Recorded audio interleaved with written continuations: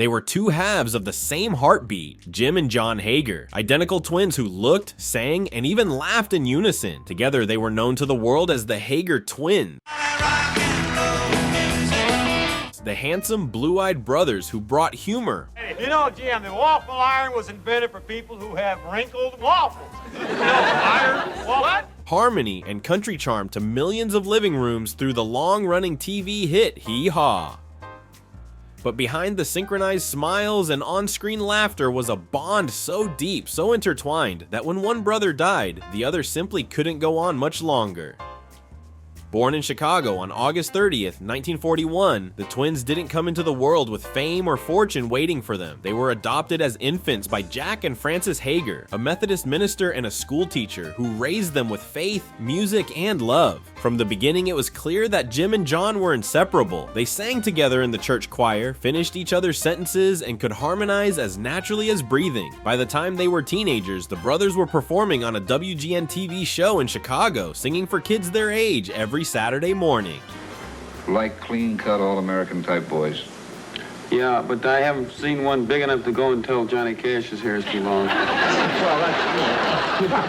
Their charm wasn't forced, it was effortless. You couldn't help but smile when you saw them perform. And when they finished high school, just 1 year ahead of a kid named Harrison Ford, the world seemed wide open. But first, duty called. Both Jim and John served in the US Army, entertaining troops in officers' clubs across the states and Europe. Even there, their act was electric. Soldiers who missed home found comfort in their songs. And when they returned to civilian life, the brothers knew there was only one direction they wanted to go. You'd have to pay cash for everything.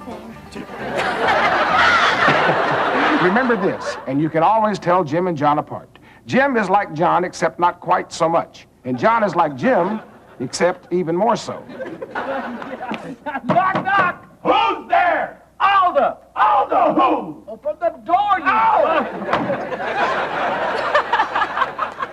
Let's try that one just one more time. Straight to show business. They packed up and headed west to California, chasing the same dream so many others had chased before. They played small clubs around Los Angeles, including the now legendary Ledbetter's nightclub, where future icons like the Carpenters, John Denver, and even Steve Martin were just starting out. The twins fit right in, funny, musical, and unpretentious. Their energy was contagious. It was one night at Disneyland, of all places, that fate stepped in. Country legend Buck Owens happened to catch their act, and he was hooked. He signed them immediately, bringing them into his musical family. Before long, the Hager twins were opening for Owens himself, along with big names like Tex Ritter, Wynn Stewart, and Lefty Frizzell. Their career took off like wildfire. By 1969, they had landed their first record deal with Capitol Records and a regular gig on Hee Haw, the groundbreaking country variety show that became a Saturday night staple. The brothers weren't just background singers, they were part of the show's soul. With their matching cowboy hats, mischievous grins, and witty one-liners, Jim and John became instant fan favorite. Now, let's get down that direction. All right, let's get serious. We're talking food, folks.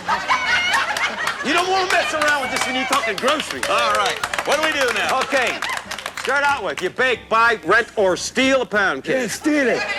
And you chill this... I can only say one thing. You guys are nuts. They could sing a heartbreaker 1 minute and deliver a perfectly timed joke the next.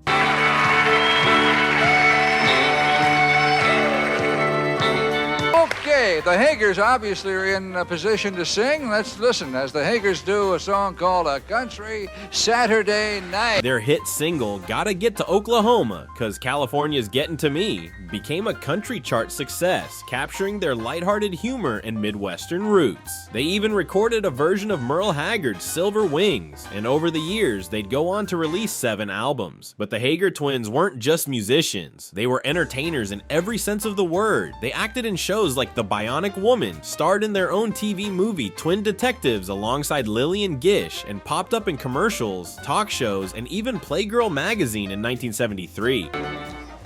And now, ladies and gentlemen, it gives me great pleasure to introduce you to two remarkable brothers. For over 25 years, they've been riding high along the cutting edge of country music. Well, I know I've seen that face before. Well, I'm living on a feather bed, loving on a cornbread, dancing on a Saturday night.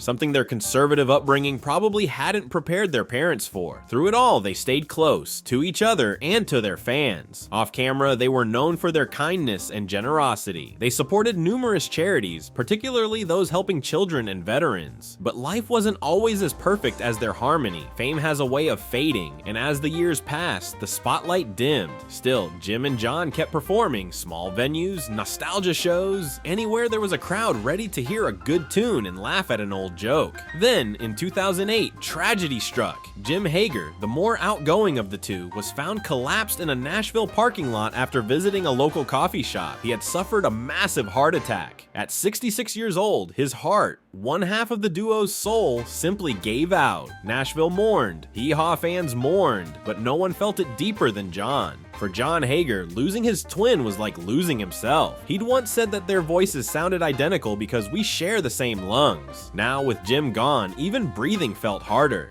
Cash's hair's too long. Nice.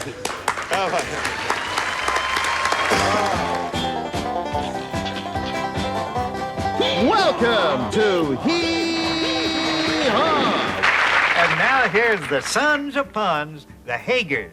In the months that followed, John tried to go on, but the light had gone out of his eyes. He attended memorials, comforted fans, and spoke lovingly of his brother in interviews, but everyone who saw him could tell he was broken. When you've spent your whole life sharing a stage, a song, and even a heartbeat with someone, solitude isn't peace, it's punishment. Then, just 8 months later, in January 2009, the news broke again. John Hager had died in his sleep at age 67. No drama, no spectacle, just quiet stillness. It was as if his soul had finally followed his brother's lead, unwilling to stay on a stage that no longer echoed with twin laughter. Fans were devastated, but many said they weren't surprised. The Hager twins had lived and died the way they performed, side by side, always in harmony. Twins, let's hear it for the Hager twins, everybody. All right. Congratulations on your program. Well, thank you. I recognized you from all the you did, but they didn't show you. Okay, guys, I have to ask you, what's your biggest and best Hee Haw memory? Probably Grandpa Jones, the late and great Grandpa Jones, Archie Campbell.